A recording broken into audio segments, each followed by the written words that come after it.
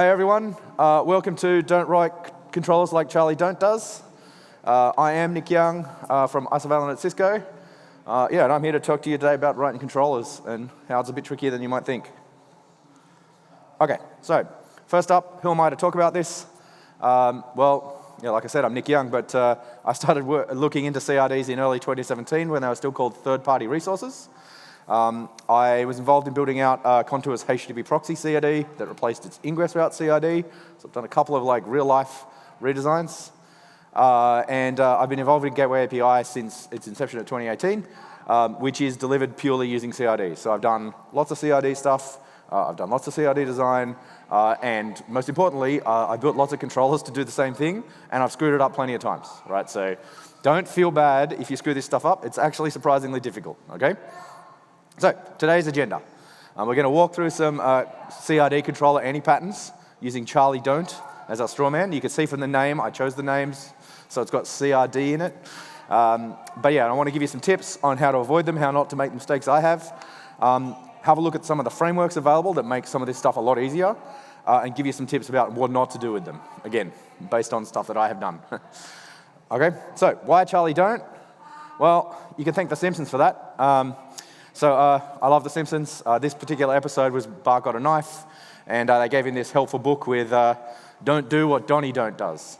So I was trying to find a way to make this sort of stuff a little bit less dry, a little bit more fun. I came up with Charlie Don't. Charlie works on a custom controller for Kubernetes at BigCo. He just always manages to make the wrong decision and mess himself up. So take a moment to feel sorry for Charlie, but we're all going to learn from his mistakes today, so thank you. Now, I've done 2 talks using Charlie before. The first one was about designing CRDs. That QR code will take you to the YouTube for that talk. That was at Regex. So these are the tips.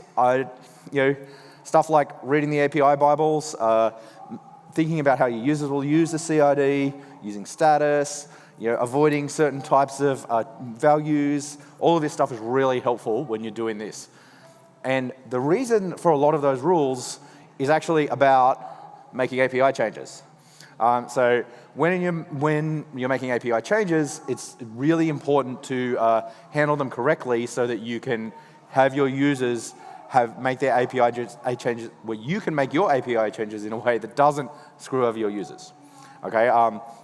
The important part is to make compatible changes. There's a bunch of rules there. I don't want to spend too long going into all these, but most of them boil down to make it so that between the new version and the old version, if nothing changes, then no behavior changes, right? It seems like the most banal thing to say in the world, but it's actually really easy to get this wrong. Okay, but today, what we want to talk about is writing controllers. Now, some of this applies directly to Go controllers, some of it doesn't. Some of it applies to whatever language you're writing in. I don't know much about writing controllers in languages any other than Go, sorry. It's mostly in Go today. If you're using kubeRS, well done you. I'm happy to talk to you about it later, but I just don't know enough to tell you about any mistakes you're going to make there. So first thing Charlie Don't does is he uses a simple client, just the client Go client. He writes a controller. He's like, okay, cool. I need to get some resources. I'm just going to call get it from the API server every time I do. I'm just going to list from the API server. That's all cool when he's doing local dev on his machine, but when you start running in a cluster and you're getting 1,000 objects multiple times a second, all of a sudden, your poor old API server is going, what are you doing to me, right? And a lot of those gets are not required a lot of the time. The mirror of that problem is every time you do an update, you post the whole object back to the API server, and the API server has to take that object, check it all for storage versions and stuff, and then push it back down to etcd. And if you're doing no op updates, most of that happens anyway. And so you're burning a lot of time and API server resources on doing nothing, right? So it's a really easy mistake to make, especially if you're just starting out. And so one of the ways that you can get around this is using a cache client. Now, the basic client Go doesn't provide a cache client, so you're kind of out of luck. But there is a way to solve this. I'm going to talk about it in just a couple of minutes. But ideally, you want a client that maintains a cache of current state. And there's a lot of ways to do this. But also, once you do that, it now means you have a cache invalidation problem. Like, yay! I always like to say there's two hard problems in computer science: naming things, cache invalidation, and off-by-one errors, right? So cache invalidation is a really hard problem. So it makes sense to try and make it not your problem. But the most important thing here, that even no matter what framework you're choosing, is to limit the number of API server updates and requests. Make sure you're only touching the API server when you really need to. It's really easy to bring an API server to its knees if you've got a lot of objects and a lot of nodes and a lot of controllers reconciling those objects. So yeah, check your own updates instead is the quickest and easiest thing you can do here. Like when you're about to send an update, you've got a copy of the original thing, you've got a copy of the new thing, check them. Make sure that there's no difference. Make sure there is a difference, rather. If there's no difference, don't send them. And so it's pretty basic stuff, but it's really easy to forget to do, and you can really mess yourself up. So yeah, also the other thing that you can do here is you can use patch instead of update, where if you only send the fields that are changed, then the API server says, oh, okay, those are the only things that are changed, and if it's empty, then the API server knows that it's a no-op, right? So yeah, it also helps avoid problems with racing updates. So I don't know, if you've written a controller, you've probably had it happen where you've tried to apply an update, and it's like, oh, hey, that object has been modified since you got it. And so that, like, if two controllers are updating the same object, they could both be racing to make updates, and if they're both doing not patches, you can end up with updates just failing to apply because the API server is like, hey, you don't have the most recent version of the object. So that goes double for status updates. It's really easy to do this for status. So Charlie Don't figures this out eventually, and then makes his own caching client using the informers constructs that are built in the client Go. He hand rolls a caching client, it uses informers, it starts up the informers, uses all the standard code and the standard patterns of how to do this. He now gets to handle all the concurrency and ordering problems that he gets from doing that. So there are, and speaking from experience here again, there are a lot of weird edge cases that can happen there when you've got updates from one object and you need updates for a dependent object, they haven't come yet. But then when you do get the dependent object update, there's no update from the first object to tell you that everything is now in sync. So it becomes really difficult to tell what's in sync and what's not, and what information you're waiting for and what just doesn't exist, right? So yeah. So each controller has to maintain a per kind cache. So you have to have for each controller that you're doing, if it's watching 7 kinds, you've now got 7 caches, right? And if those kinds have references between each other, you now have to make sure that those references are consistent between those cached objects. And because everything's eventually consistent, means you actually have no way of being sure, or it's very difficult to be sure, that you actually have the full state of the system. So it's very difficult to tell the difference between, say in the example of Gateway API, if you've got a HTTP route update and you can't find the service, is that because the service doesn't exist, or because it doesn't exist yet, and it's about the next update that you're going to process as a service update, right? And so it's very difficult to tell that stuff, and what happens is you end up processing things many times for no good reason. So the answer here is simple, use a framework instead. Frameworks are specifically built to do this stuff for you. People who are writing frameworks are doing it to make this stuff easier so that you don't have to think about all of the eventual consistency stuff mostly. I mean, obviously, you're going to have to think about it when you find edge cases.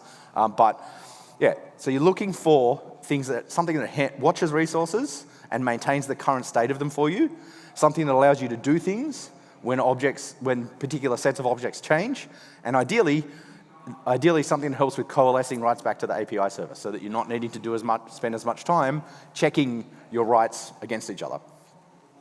That's a nice to have though. The other two are must-haves.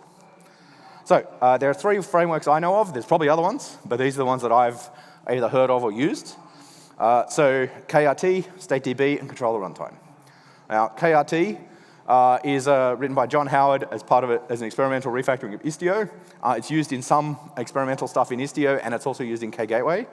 In this one, you perform operations on collections, so they can be sourced from any Kubernetes object via informers or other objects as well. One of the nice things about KRT is that it's much more generic. It doesn't only cover Kubernetes objects. You can do other cool stuff with it.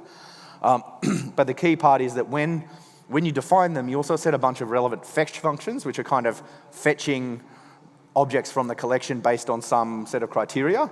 When that fetch function would change, like when new objects arrive or when old objects would disappear, their transformation functions are called to do things.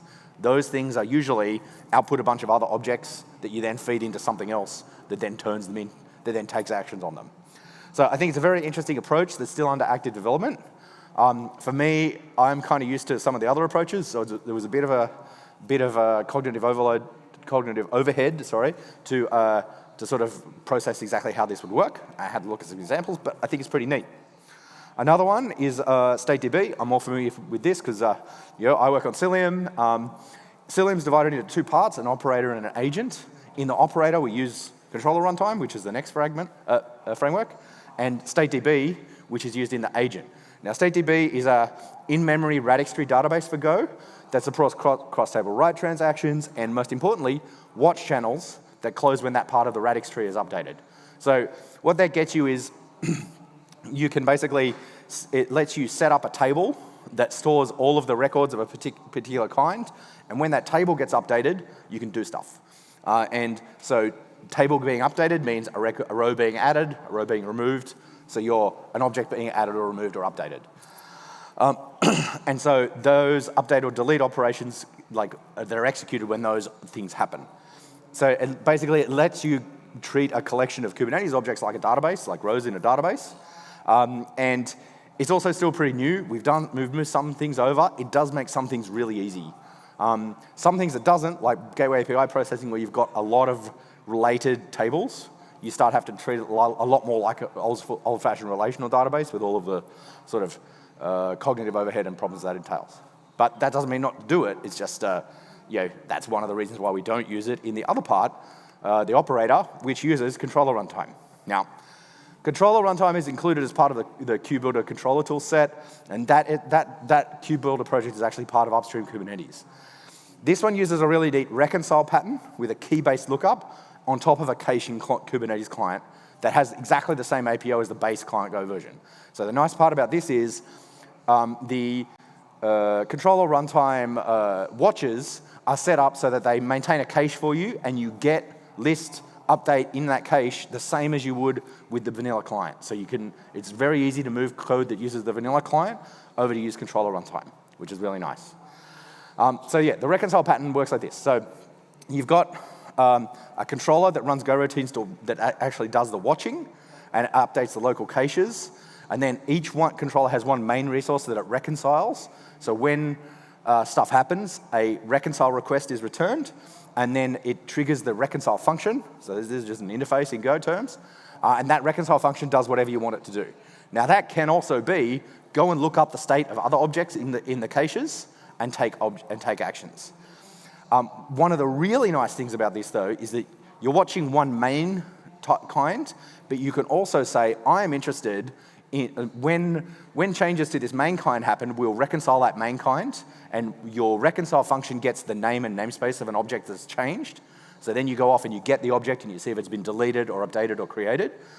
But the other thing that you can do is you can add extra watches that say, if one of these objects gets updated, then call a reconciliation on the main function, right? It's a little hard to explain in that way, so, oh, hang on, I preempted myself here, I forgot about that slide. The important part here is that the local cache stores the state for you, and the reconcile function lets you do things when that state changes. So this is some code from Cilium's Gateway API reconciler. You can see here that it watches gateways. It says for gateway with predicates. Now those predicates let you slice down the number of gateways that you're actually going to attempt to reconcile, right? So those predicates, basically it says for Gateway API, if your controller isn't managing a gateway class that the gateway is associated with, then you shouldn't touch it. So this is saying, I want to call reconcile whenever a gateway that I care about changes, and then so the reconcile should only receive reconciliations for gateways that you care about. So it's like one layer less processing. But the nice part is you can also watch gateway class resources with their own predicates, services, HTTP routes, and tons more. This would have been 5 slides long if I included the entire thing, because gateway requires you to watch a lot of objects. But if any one of those things updates in a way that the predicate functions say is relevant, then the main reconcile function for gateway will be called. And what that means in gateway API terms is that when any of the dependent objects change, you recalculate the whole thing. And recalculating the whole thing would normally be something you'd be like, oh no, that's pretty expensive. But because all of this is using a local cache, the recalculation just involves retrieving objects from the cache and checking them. All right, so you're not doing an in-network access. It's basically as efficient as you could possibly get to do this sort of thing. So, yeah, Charlie don't, coming back to poor old Charlie, he makes reconcile mistakes. So he doesn't realize that any predicates applied to for also get applied to predicates applied to other watch calls. And he also uses the wrong resource for his main reconcile loop. Now in this case, it's me, I'm Charlie. I did this very recently. So Cilium's Gateway API and Gamma controllers, there are two. They're both written with controller-runtime. They were not each checking the parent refs for their HTTP routes correctly, so they were triggering extra reconciliations that were then thrown away. So what's happening here is that thing I showed you before, gateway is the reconciled object. We're going, oh, there's an update in a HTTP route. That HTTP route was doing some checks to say, do I care about this update? What it wasn't checking was, does the gateway that this is attached to roll up to a gateway class like the predicate function on the gateway reconciler? So the key part here is, for that first part, you need the predicates on the downstream watches also need to repeat the logic that you have in the for call at the top of the controller tools. Okay, let me roll that one back, because the more I say it, the more I realize it's really hard to explain. So in this one, we've got for gateway, builder with predicates, predicate, new predicate funcs. Thanks Go for all of your nested function things here. Has matching controller function. That has matching controller function does a lookup that says, okay, the gateway reference is a gateway class. The gateway class has a field set that means that Cilium cares about it. The problem was here that in the HTTP route watcher down the bottom, the enqueue request for owning HTTP route function did not check that. So it would just check some other stuff, and then it would enqueue the request for the gateway. So that meant we're reconciling a bunch of gateways that we didn't actually need to. This was really important when we got to the state that we had the two reconcilers, the Gateway API and the Gamma ones, because they both reconcile HTTP routes. They're very different kinds of HTTP routes because they refer to a different object. They go up to a different object. But because they were both reconciling HTTP routes, the code, it meant that basically we were doing double the number of reconciliation that we would otherwise need to do if we had written this properly. Also, the Gamma reconciler is reconciling HTTP routes rather than service. So when we picked this object in this thing for Gamma, the for is for HTTP route. So the main object we're reconciling is HTTP route. The problem is HTTP routes in Gamma roll up to a service object, right? So the service object is the higher layer construct. We're reconciling too low down in the tree of objects here. And so the way that found out is in Gamma, you're allowed to have multiple HTTP routes point to the same service. It's a one-to-many relationship. Because we're reconciling down here, every time we update any HTTP route, we regenerate all the config and stuff, and what that means is the last HTTP route to get reconciled is the only one that gets config. All the other config gets wiped away. And that's because we weren't reconciling at the right level. Right, so, give me a sec.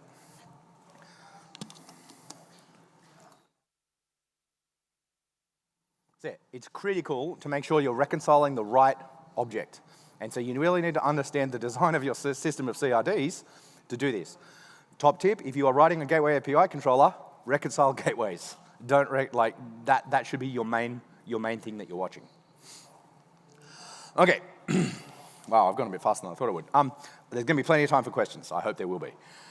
Some. So yeah, it's really easy to make mistakes writing controllers. Use a framework. I recommend controller-runtime for people who are starting out because it's relatively straightforward and it's upstream. You know, use patch and/or check your changes to make sure that they're relevant before sending to the API server, especially status updates here. When you're updating the status sub-resource, it's really important to make sure that you're not sending no-op updates because if you've got thousands of objects that are all, one problem I had here was we had some people who had Cilium installations with gateways and then hundreds of HTTP routes attached to the gateway, or a large number of HTTP routes. So if you update the gateway status anytime one of those HTTP routes changes, when you start up, you're now doing hundreds of status updates for that gateway that you don't need to be doing, right? And so when it can create thundering herd problems on startup really easily. That can just, and that sort of thundering herd problem is, of course, one of the suckiest things to deal with as an operator, because you're like, oh, I restarted and now everything's falling over because I restarted. You really don't want to have your users in that sort of position. So if you are using controller runtime, remember that all your predicate functions need to check that that reconciled resource is relevant, as well as whatever checks they run. Yeah, don't be me. I was really annoyed at myself when I figured this one out. So Charlie, Don, and I both say thanks for listening. We've got plenty of time for questions. I really, honestly, if you've got a curly question, then feel free to come up and ask it, please.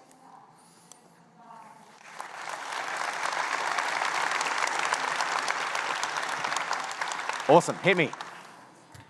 Thanks for the talk. My question is whether have you looked into being able to reason about how many reconciliations occur and which event sources and which other, I guess, watches and other sort of channels that they come from? Like, are you able to reason about in a large-scale setting like Cilium, for example, or we're receiving this many reconciliations and this is why? Yeah. So the frameworks actually help you by providing metrics about how many reconciliations you do. And of course, if you're doing your own metrics, it's really helpful in your reconcile function to increment metrics about, I just did a reconcile, here's how long it took, that sort of thing. Very, very helpful to include metrics. My question is a little bit not exactly how many times you're reconciling, but more do you understand exactly why you're receiving that reconciliation request? Yeah, I think that's a really good point. It can be tricky because when you're using controller runtime, the thing that you output from those watches calls is actually just a request to reconcile the main object, right? So the best that you could do is, as you're rebuilding, to say, I think maybe this might have changed, but honestly, a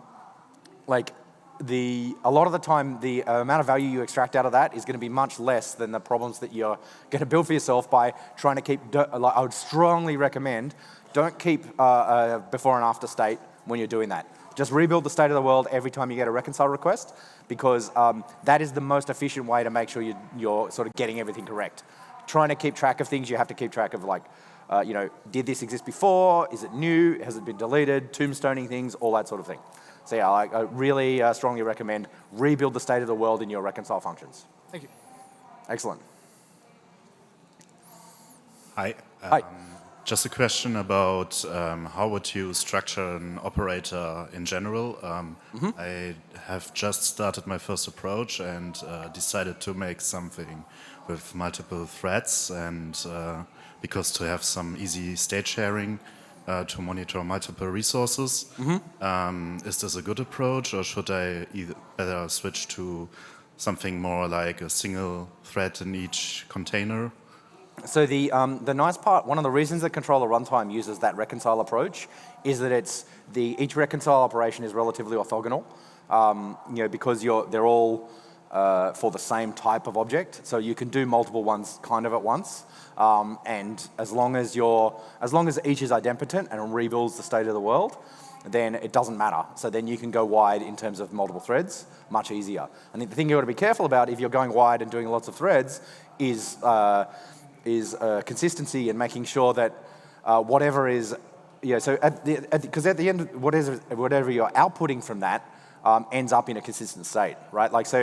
If you're reconciling gateways, a lot of the time for Cilium, the reason we're reconciling gateways is we want to be able to output an object at the end of it. The way Cilium does it is we reconcile the gateways, we output a thing called a Cilium envoy config that then configures the agent to do envoy config, right? And so we want to end up with one Cilium envoy config and not be updating that Cilium envoy config constantly unless it's actually changed. And that's another time where the updates thing becomes important. So if you're making that too wide, then you need all of those operations to be idempotent and to be generating the same config at the end of the day, except for their extra operation. Does that make sense? So, I'd say, yeah, go wide, but just be really careful about what the output is and make sure that that output is consistent and that you're checking it for real operations and not doing no-op operations at the end. Yeah? Okay. Does that make sense? A bit. Sorry. I have a look into it. Yeah, okay, great, thanks. Okay, since no one's asking other questions, I'll ask another one. Yeah. What are your thoughts about controllers reconciling results into an external, outside world? Like, for example, changing something in a cloud provider API, I don't know, writing something into a bucket or stuff like that. So basically, all the stuff that you mentioned so far, okay, when everything is in Kubernetes, you can maintain informers on them, and you can do in-memory comparison of the objects rather cheaply. But when something is in an external world, suddenly that reconcile function becomes expensive and no longer offline, right? Yeah, I mean, in that case, I would actually recommend to do something more like what the KRT framework is doing with collections and represent that external state with an in-memory thing here that then does the other way around operation, right? So when a Kubernetes thing calls a reconcile function that then updates the state that should be written out to the outside world, then you wait a little bit and then write that state so that it's consistent and only a certain amount of time, and you can do hold down timers and a bunch of other neat stuff there to make sure you're not overloading things, right? I guess in that case, like when someone goes to a cloud provider API and manually changes something without, that the controller is supposed to manage, Yep. I guess you never get to correct that mistake or, overwrite that decision, right? So Yeah, well, I mean, that comes down to a philosophy thing, I guess. Like, what are you anticipating the thing to do here? Are you anticipating that the cloud provider state is the source of truth, or are you anticipating that your controller is the source of truth, right?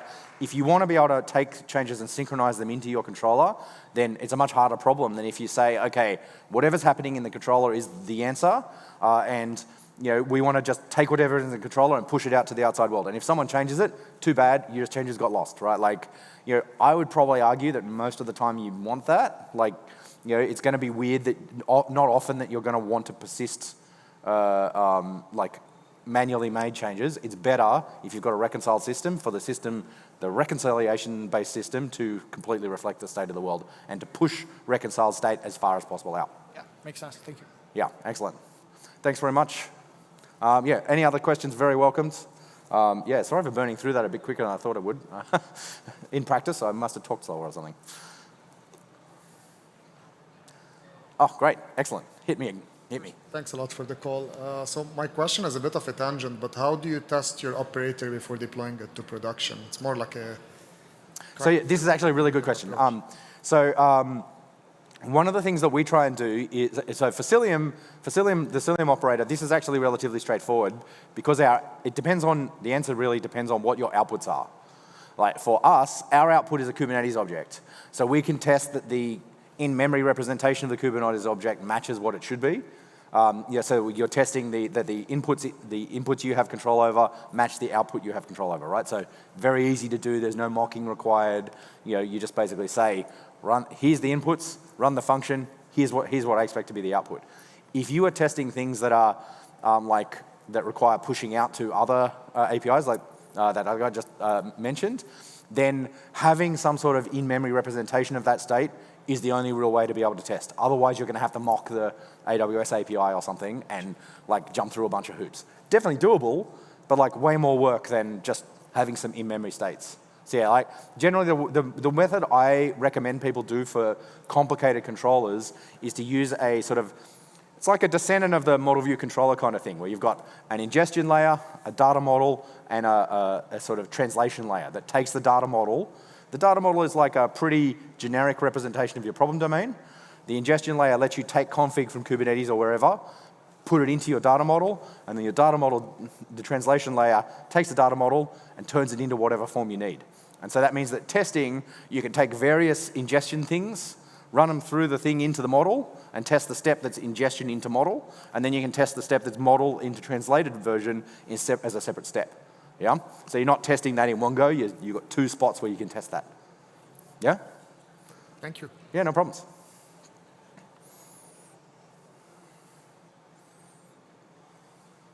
Excellent.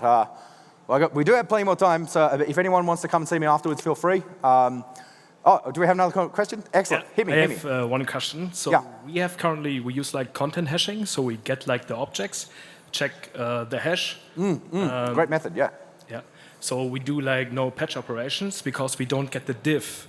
Do you use any library to see also diffs between what is currently deployed in Kubernetes and what the object should be?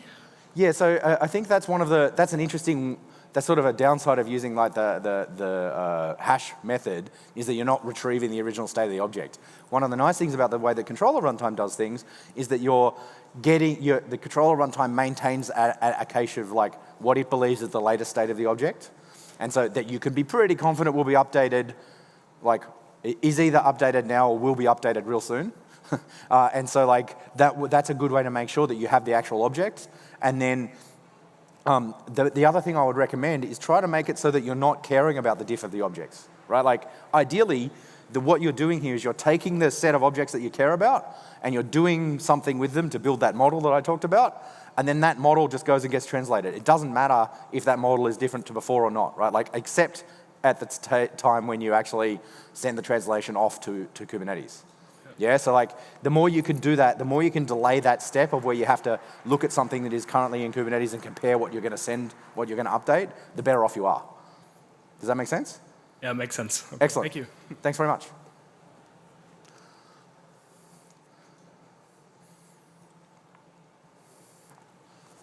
Okay. Well, yeah. Looks like we're out of questions that are willing to come up to the mic. Feel free to come and find me for other questions. Thanks again for listening, and really appreciate it. See you all around.